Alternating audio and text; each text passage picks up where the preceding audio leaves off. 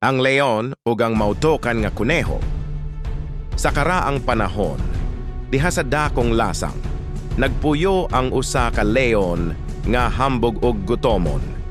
Kada adlaw, siya nagmando nga usa ka hayop ang moadto sa iyang lungag aron iyang kaonon.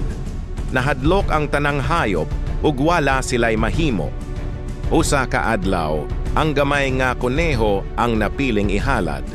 Apan ang maong kuneho mautukan. Naglakaw siya nga hinay-hinay ug tuyog yud nga malangay sa pag-abot sa langob sa leon. Pag-abot niya, naglagot ang leon. Ngano nga nalangay ka? Iyang sigaw. Tubag sa kuneho, pasaylo ako halandong leon.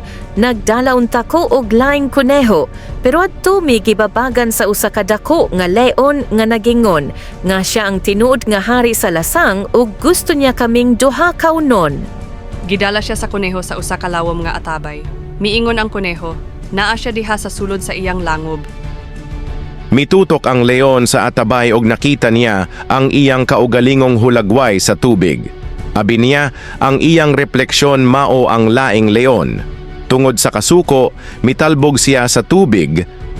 Lipay ang tanang hayop kay luwas na sila, ug gihalad nila ang ilang pasalamat sa maalamon nga kuneho. Tambag, ang kaalam mas gamhanan kaysa kusog.